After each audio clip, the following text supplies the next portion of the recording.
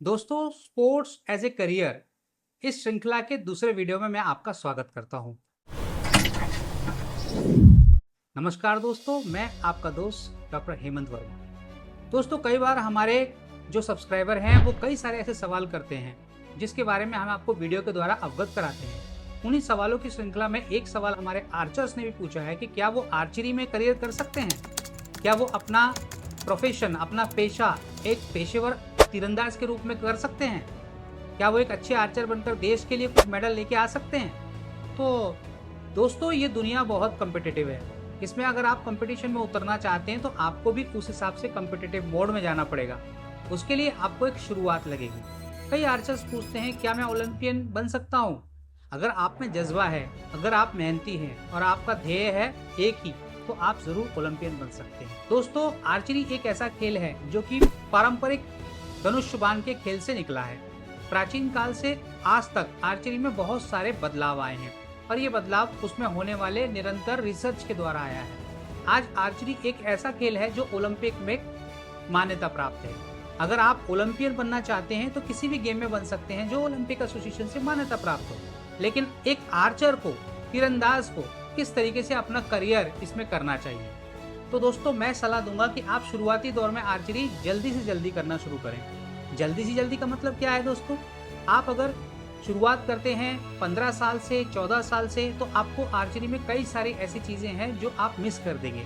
लेकिन वहीं अगर आप शुरुआत करते हैं 10 साल से, 11 साल से, तो आप आर्चरी के उस पूरे सुविधाओं का इस्तेमाल कर सकते हैं जो आपके लिए बनी है, क्योंकि आप उस उम्र से खेलना शुरू कर देते हैं और आपको कंपटीशन के बारे में जानकारी मिलती रहती है और हाँ, आपका एक्सपीरियंस भी बढ़ जाता है। तो बात करेंगे किस स्टेप को फॉलो करके मैं एक अच्छा आर्चर बन सकता हूँ या फिर मैं एक आर्चरी में करियर कर सकता हूँ। दोस्तों, खेलों में करियर करने के लिए कई सारी चीज़ों का बलिदान देना पड़ता है, सेक्रीफाइस करने पड़ते हैं, लेकिन उसका फल भी आपको मिल सकता है। ऐसे कई सारे उदाहरण है हमारे देश में, दुनिया में, जो लोग शिक्षा के क्षेत्र में कुछ नहीं कर सके लेकिन खेलों के क्षेत्र में उन्होंने अपने देश का झंडा ऊंचा फहराया। कई राष्ट्रों के उदाहरण हम यहाँ दे सकते हैं, लेकिन अपने भारत की अगर हम बात करें तो आपको पता है आर्मलेस आर्चर की, आपको पता है दीपिका कुमारी की, आपको पता है तरुणदीप रॉय के बारे में। ये कुछ ऐसे आर्चर हैं जो दुनिया में अपनी आर्चरी का लोहा मनवा चुके हैं और आज एक अच्छे सफल प्रोफेशनल आर्चर्स के रूप में जाने जाते हैं। तो हमारे फ्रेंड्स ने सवाल किया कि आर्चरी करने के लिए मुझे कैसे पढ़ाई करनी पड़ेगी। दोस्तों, आपको ट्रेनिंग और आपका एजुकेशन, इन दोनों को साथ में मैनेज करना पड़ेगा, यानी कि ये दोनों बराबर रखने पड़ेंगे, क्योंकि जहाँ पर एजुकेशन की ज़रूरत पड़ेगी वहाँ पर आप पीछे ना रहें और जहाँ आपको ट्रेनिंग चाहिए तो ट्रेनिंग तो आपको अपने उसी 24 घंटे के शेड्यूल में से निकाल के आपको वो समय उसके लिए फिक्स करना पड़ेगा। तो यहाँ पर ये बात क्लियर हो गई कि आपको ट्रेनिंग और आपका जो एजुकेशन है वो दोनों को साथ में लेके चलना है, लेकिन ऐसा हो नहीं पाता क्योंकि ट्रेनिंग की इतनी व्यस्तता होती है कि उसमें एजुकेशन कहीं ना कहीं कम पड़ जाती है। तो आपको एक ऐसी स्ट्रीम चुननी चाहिए, एक ऐसा सब्जेक्ट चुनना चाहिए जिसमें कि आप आसानी से अपना अभ्यास भी कर सकें और आप प्रैक्टिस के लिए समय भी दे सकें, क्योंकि एक अच्छे ओलंपियन बनने के लिए या फिर एक अच्छे तीरंदाज एथलीट बनने के लिए कम से कम 10 से 12 घंटे का प्रैक्टिस सेशंस होता है। ये चाहे फिजिकल हो, चाहे मेंटल हो, चाहे आपके स्किल के बारे में, आपको इतना समय तो आर्चरी के लिए या किसी खेल के लिए देना ही पड़ेगा। स्पेसिफिक बात करें आर्चरी की तो आप अंडर 14 में शालेय यानी कि स्कूल के स्तर पर आप खेल सकते हैं। स्कूल के स्तर पर आप सब जूनियर, जूनियर के स्टैंडर्ड में भी आप खेल सकते हैं और अगर आपने उसमें अच्छा प्रदर्शन किया तो आप अपने इवेंट में रैंकिंग में आ सकते हैं और जब आप टॉप 10 की रैंकिंग में आते हैं या फिर टॉप 24 की रैंकिंग में आते हैं तो आप इंडिया टीम के लिए रिप्रेजेंटेटिव बन जाते हैं, यानी कि आप ही वो क्रीम प्लेयर्स होते हैं जिनका इंडिया के आर्चर के रूप में उनका नाम होने वाला होता है। आप में से किसका नंबर लगेगा वो तो आपके परफॉर्मेंस के ऊपर डिपेंड है। तो आर्चरी में करियर बनाने के लिए मुझे और क्या क्या करना है? तो पहला काम आपको करना है, आपको कंटिन्यूटी रखनी है, आपको हार नहीं माननी, आप पूरी मेहनत करें। अगर आप चाहते हैं स्पोर्ट्स में करियर करना तो अपने घर वालों को पहले विश्वास में लें, अपने पेरेंट्स को बताएं कि मैं खेलों में अपना करियर करना चाहता हूं और मेरा ये खेल मैंने चुना है। किसी भी नॉन ओलंपिक स्पोर्ट्स को ना चुनें, क्योंकि ओलंपियन अगर आप बनना है तो आपको ओलंपिक के स्पोर्ट्स में ही खेलना पड़ेगा। आर्चरी भी एक ओलंपिक स्पोर्ट्स है। दूसरी बात आती है आपकी आर्थिक स्थिति। अगर आपके घर वालों की स्थिति है वो आपको धनुष बाण के ऊपर खर्चा करने की तैयारी रखते हैं तो ज़रूर आप इसमें आगे बढ़ेंगे। लेकिन अगर आपके पास में आर्थिक स्थिति प्रबल नहीं है तो आपके लिए मुश्किलें भी खड़ी हो सकती हैं। आप अपना स्पोर्ट्स का करियर कहीं ना कहीं रोक देंगे। और कई बार ऐसा होता है आर्चरी में भी असफलता बहुत बार आती है और सफलता कम बार आती है।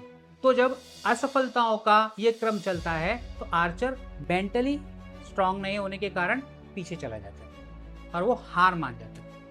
लेकिन तीरंदाजी हमें सिखाती है उस हार से उबर कर आगे बढ़ने के बारे में। हमें हर बार अपना फोकस एक ही जगह पे रखना है, हमें सेंट्रलाइज होना है, हमें अपने एम को नहीं छोड़ना है। हमें हमेशा हमारे एम यानी ओलंपिक मेडल्स इसके बारे में ही सोचना है। हम जैसा सोचेंगे तो वैसा ही हमें मिलना शुरू हो जाएगा। हमें अच्छे आर्चर्स मिलेंगे, उनके साथ हम प्रैक्टिस करेंगे, हमें अच्छे कोचेस मिलेंगे, उनके साथ उनकी मदद से हम आर्चरी को स्टेप बाय स्टेप सीखते चले जाएंगे। फिर जब आप अंडर 14, अंडर 17 की एज के जो कॉम्पिटिशन्स होते हैं उसमें आप पार्टिसिपेट करेंगे तो आपको आगे स्कोप मिलेगा। आप नेशनल लेवल पे खेलो इंडिया के स्तर पर भी खेलने के लिए आप जूनियर्स से बन जाएंगे।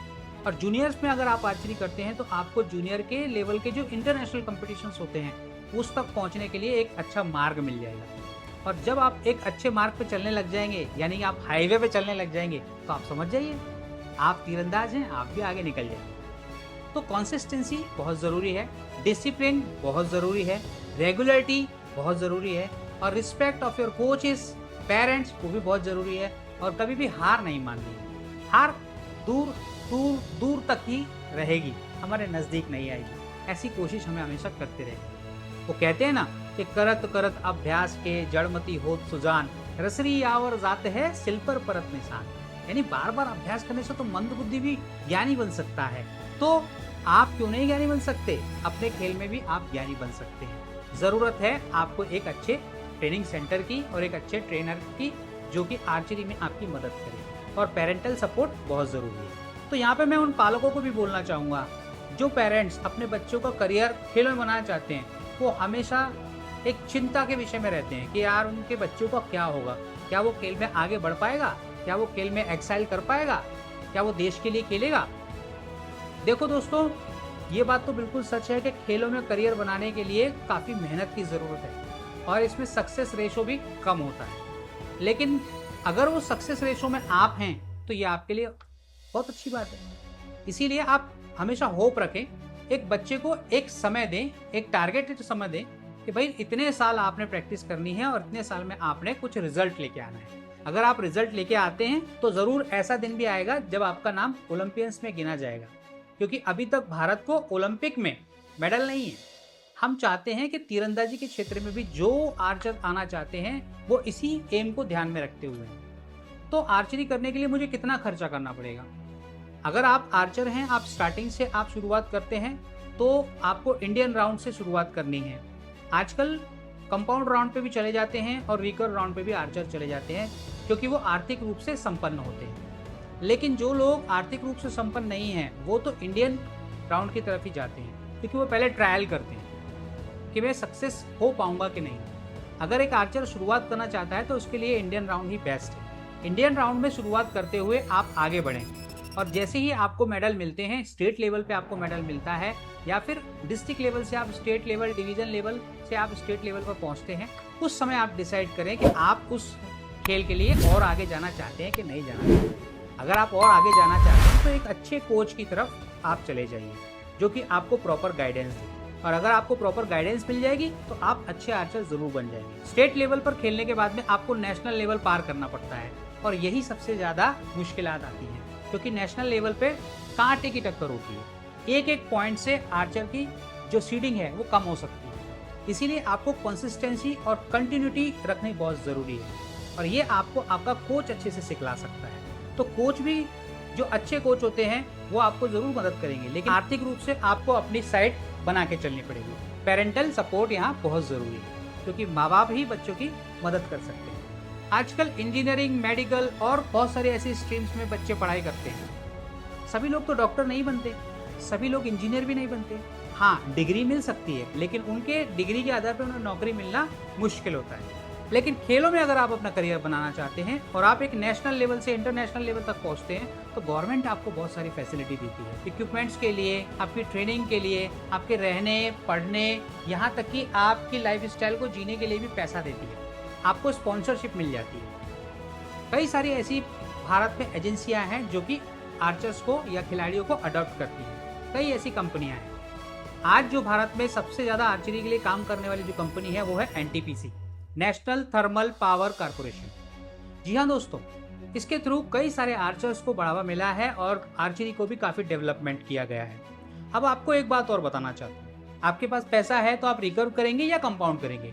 आप मुझे कमेंट करके ज़रूर बताएं, क्योंकि दोस्तों आर्थिक रूप से आपको स्ट्रांग होना पड़ेगा, तभी आप इस खेल में जा सकते हैं, क्योंकि ये खेल काफ़ी महंगा है। इसके एक्सेसरी इक्विपमेंट हमारे देश में नहीं बनते, जिसकी वजह से हमें इन्हें बाहर से इंपोर्ट करना पड़ता है, और जब हम इन्हें इंपोर्ट करते हैं तो हम पैसा डॉलरों में खर्च करते हैं। इसकी वजह से ये इक्विपमेंट्स काफ़ी महंगे हो जाते हैं। तो हर कोई व्यक्ति शॉर्टकट में रिजल्ट चाहता है, लेकिन ये आर्चरी शॉर्टकट में रिजल्ट आपको नहीं देगा। इसके लिए आपको लॉन्ग कट का ही रास्ता अपनाना पड़ेगा। तो दोस्तों उम्मीद करता हूँ आपको ये बात समझ में आई होगी कि आर्चरी में आप करियर कर सकते हैं कि नहीं कर सकते हैं। अगर आप सही में सच में एक आर्चर बन के अपना करियर करना चाहते हैं तो लग जाइए काम पे, आपको सफलता जरूर मिलेगी, ये मेरा आपसे वादा है। फिर भी अगर आपको इसके बारे में कोई और डाउट है तो आप मुझे कमेंट करके पूछ सकते हैं या फिर हमारी व्हाट्सएप कम्युनिटी को ज्वाइन कर सकते हैं। दोस्तों यहाँ पर मैंने एक और बात आपको बतानी है, और वो ये कि हमारा एक और चैनल है जिसका नाम है वी हेल्प ऑनलाइन। जी हाँ, वी हेल्प ऑनलाइन ये हमारा एक और चैनल है जिसमें हम अलग अलग विषयों पर वीडियोज़ लेके आते रहते हैं। आपके करियर से रिलेटेड और कई ऐसी चीज़ें हैं जो हम उस पर शेयर करते हैं, क्योंकि ये सिर्फ आर्चरी के लिए हमारा गुरु द्रोणा आर्चरी चैनल है, इसलिए हम सिर्फ इसको आर्चरी के लिए ही सीमित रख रखे हैं। तो दोस्तों उम्मीद करता हूँ आपको वीडियो पसंद आएगा। अगर आपको पसंद आता है तो इसे लाइक करें, शेयर तो ज़रूर कर दें, अगर नए आए हैं तो सब्सक्राइब भी कर लें।